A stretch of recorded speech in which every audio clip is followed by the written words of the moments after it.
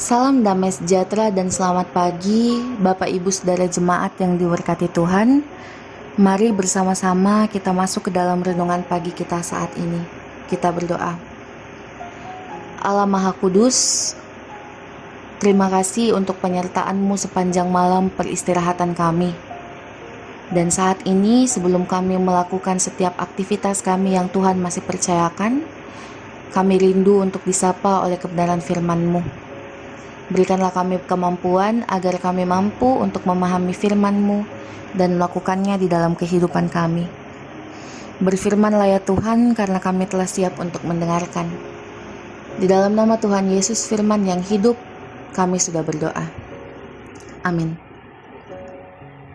Pembacaan kita pada saat ini terdapat dalam Keluaran pasalnya yang ke-32 ayatnya yang ke-19 yang mengatakan, "Dan ketika ia dekat ke perkemahan itu dan melihat anak lembu dan melihat orang menari-nari, maka bangkitlah amarah Musa.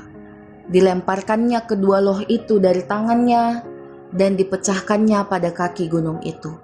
Tema kita pada perenungan saat ini yaitu ketegasan sebagai bagian dari iman. Setelah permohonannya kepada Tuhan dikabulkan, Musa turun dari Sinai untuk menuju perkemahan umat.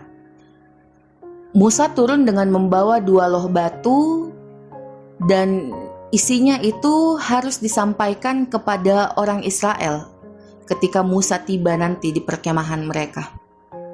Namun, setibanya di perkemahan, Musa menyaksikan umat Israel sedang menyembah anak lembu emas.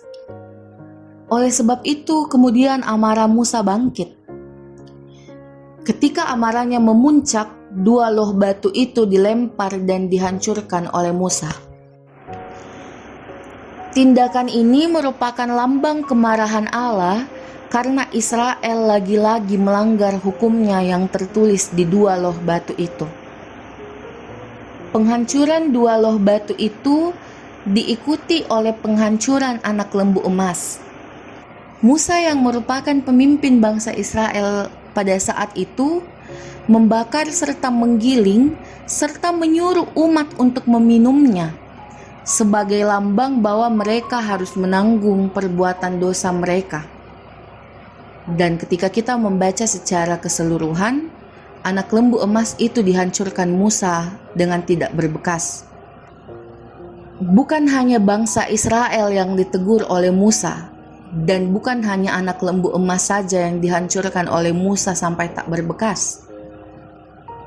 Musa juga menegur Harun yang pada saat itu mengkompromi kelakuan umat Israel. Kemudian Harun justru menyalahkan Israel seolah-olah dia tidak berperan besar dalam pembuatan anak lembu emas itu. Ia berkata bahwa ia hanya mengumpulkan emas lalu membuangnya ke dalam api. Lalu terbentuklah anak lembu emas itu. Harun ini seperti Pontius Pilatus. Dia seakan-akan mencuci tangan dengan melemparkan kesalahan kepada bangsa Israel. Padahal jelas, ia juga turut ikut andil dalam dosa umat Israel. Bapak Ibu, kemarahan Musa pada bangsa Israel dan Harun itu merupakan suatu bentuk ketegasan Musa. Ketegasan Musa untuk memelihara perjanjian keselamatan Allah. Musa tidak ingin Allah memusnahkan Israel. Karena itu ia keras menegur sikap Israel yang tidak taat. Itulah kebesaran jiwa Musa sebagai pemimpin yang mengutamakan keselamatan umat. Ketegasannya menunjukkan bagaimana dia mengimani bahwa Allah itu tidak boleh diduakan. Ketegasannya itu menunjukkan bahwa, hei kamu bangsa Israel, Allahmu telah menyelamatkan kamu, membantu kamu keluar dari tanah Mesir. sehingga kamu tidak boleh dengan semena-mena menduakan dia. Kamu harus segera bertobat. Ketegasan Musa sebagai seorang pemimpin ini harus menjadi teladan bagi kehidupan kita. Dimanapun kita ditempatkan, dimanapun kita berada, di dalam pekerjaan, di dalam keluarga, di dalam lingkungan pergaulan, hendaklah kita tegas. Hendaklah kita selalu mengandalkan Tuhan dan mengingat setiap kebaikan Tuhan di dalam kehidupan kita. Jangan kita mudah terombang-ambingkan oleh ajaran-ajaran palsu. Kita harus tegas di dalam kehidupan beriman kita untuk menunjukkan bahwa memang kita layak disebut sebagai orang yang beriman. Kita harus tegas menegur orang-orang yang salah di sekitar kita. Jangan kita bersembunyi di balik kesalahan atau kita pura-pura tidak melihat kesalahan orang karena kita takut jabatan kita nanti akan diambil atau mungkin nanti kita akan dipecat atau mungkin kita akan dikucilkan di dalam circle pergaulan. Melalui Musa kita diajarkan untuk tegas di dalam melangsungkan kehidupan beriman kita.